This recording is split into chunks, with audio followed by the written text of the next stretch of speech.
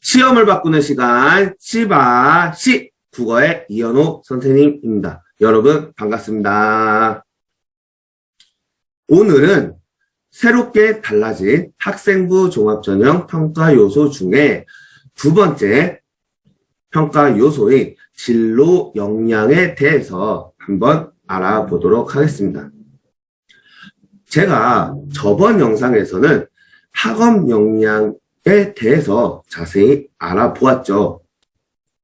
여러분들이 학업 역량에서는 무엇을 평가하는지, 대학은 무엇을 강조하는지, 여러분은 거기에 맞춰 어떻게 준비해야 하는지에 대해서 구체적으로 많은 도움을 받았을 거라 생각합니다. 오늘은 제가 두 번째로 강조하였던 진로 역량에 관한 부분들을 어떻게 설계하고 내가 학생부를 만들어 나갔을 때 대학이 어떻게 평가하는지에 대해서 구체적인 팩트를 근거로 해서 말씀드리겠습니다. 자, 그러면 진로 역량이라는 것은 도대체 무엇이냐? 입학사정관들은 이번 연구에서 가장 큰 변화는 전공 적합성을 진로 역량으로 변화하면서 이 부분이 이번 연구의 가장 큰 변화라고 했습니다. 그러면서 저번 영상에서도 얼핏 말씀드렸다시피 과거에 평가를 할 때 있어서의 전공 적합성은 평가자 중심이었는데 이번에 새롭게 달라진 진로 역량은 수험생, 고등학생이 중심이라는 것에 큰 차이가 있습니다. 과거에는 전공 적합성에 맞춰서 여러분들을 평가했다고 하면 이제는 여러분들의 전반적인 진로에 따른 활동들을 평가자들이 평가하겠다라는 이야기입니다. 진로와 관련된 활동들을 종합적으로 평가하겠다라는 점이 진로 역량의 핵심이라고 생각하시면 됩니다. 그래서 여러분들이 학교 교육 과정 내에 전공과 무관하게 다양한 진로 탐색 활동을 경험하는 것이 매우 중요하다는 이야기입니다.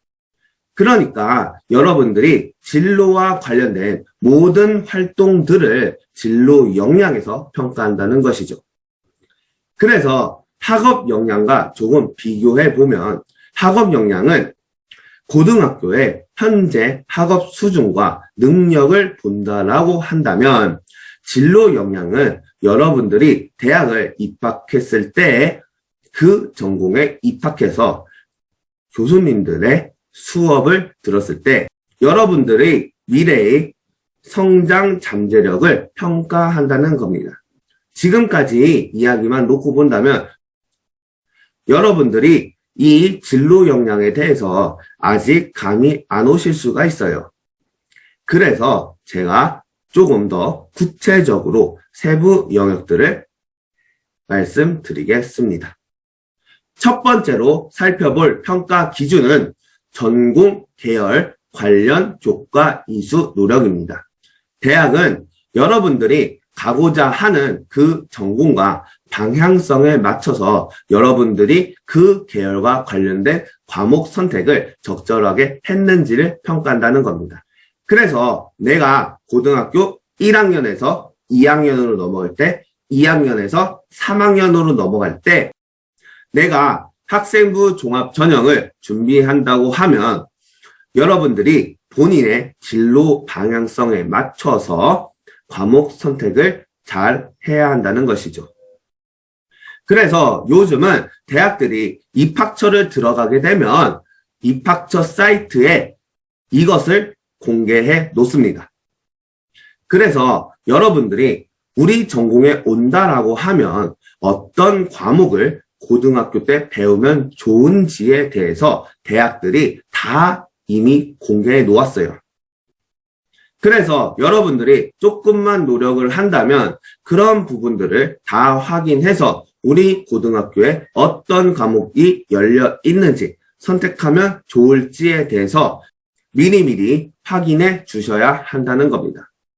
예를 들어서 내가 공대에 가려고 하는데 물리 과목을 선택을 안 하면 학생부 종합전형에서는 선발되기 어렵다고 생각하면 됩니다. 이것은 현재 공교육의 큰 흐름인 고교 학점제의 흐름과 취지의 결을 같이 하는 거라고 생각하면 됩니다.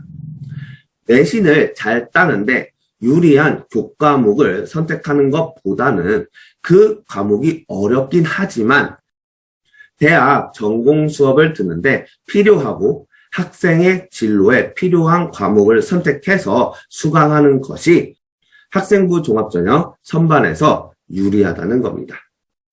두 번째는 교과목 학습 단계에 따른 선택 과목 이수 여부를 본다는 겁니다.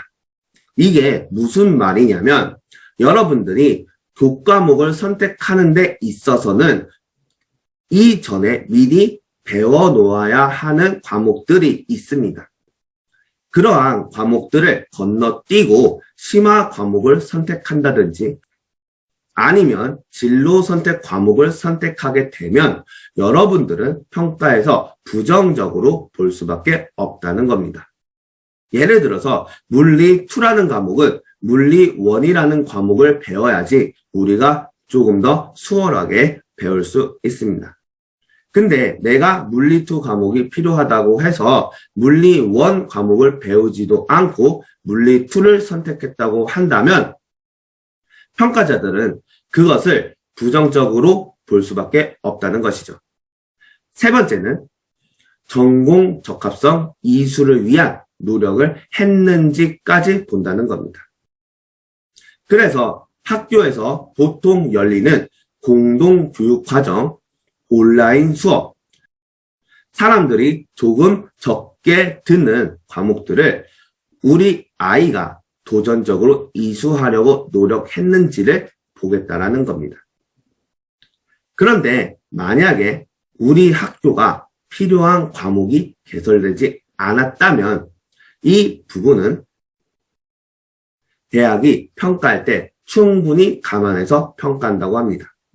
그 대신 여러분들은 공동교육과정이라든지 온라인 수업 또는 동아리라든지 또는 독서로 내가 스스로 공부할 수 있게끔 자기 주도성을 나타내주면 보완이 될 수 있고 전혀 불리함이 없다고 이야기를 합니다.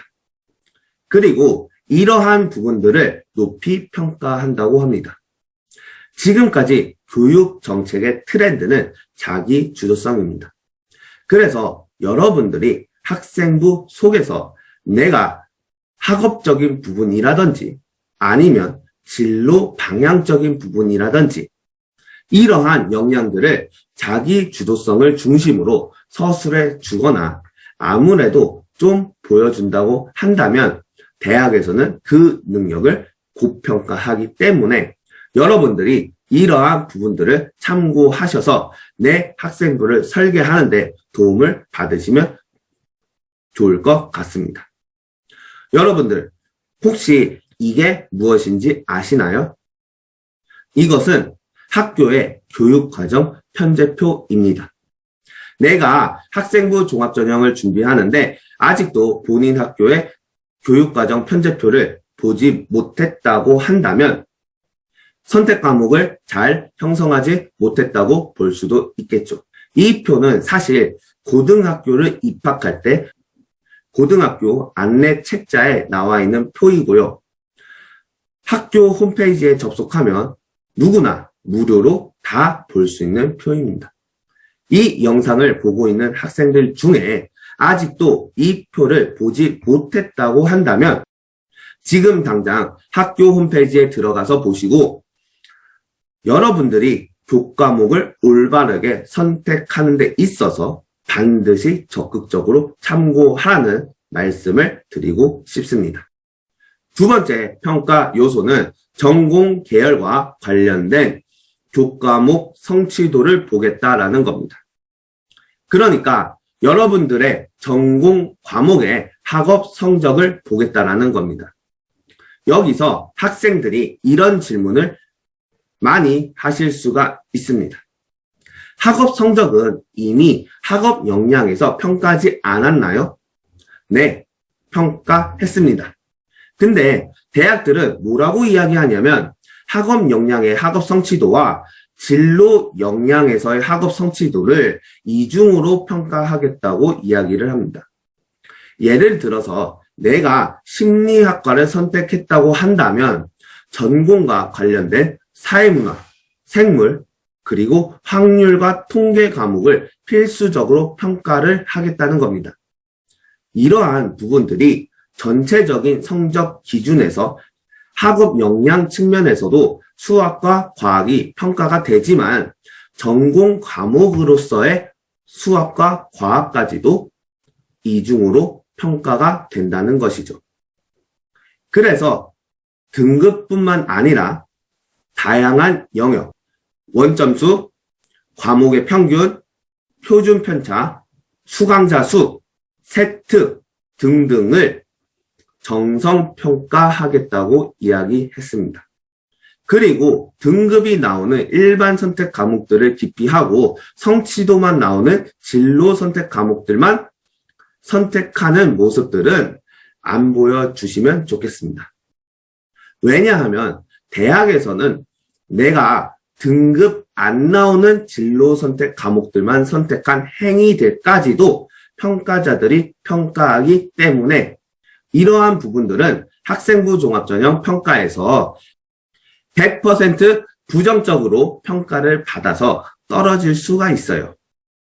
따라서 내가 필요한 과목이라면 등급이 나오든 안 나오든 골고루 섞어서 수강을 하는 것이 중요합니다.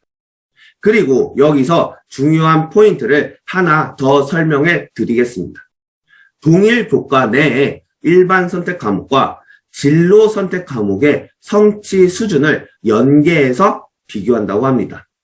이게 무슨 말이냐 하면 이 사람의 과학적 역량을 평가하고 싶으면 고1 때 통합과학 성적과 고2 때 물리1 성적 그리고 고3 때 물리2의 성적을 연계해서 종합적으로 평가하기 때문에 여러분들이 선택 과목을 마음대로 형성하거나 등급이 나오는 과목을 빼버리고 등급이 나오지 않는 진로 선택 과목만 수강한다고 하면 이러한 부분들이 여러분들한테 매우 불리하게 작용될 수밖에 없습니다.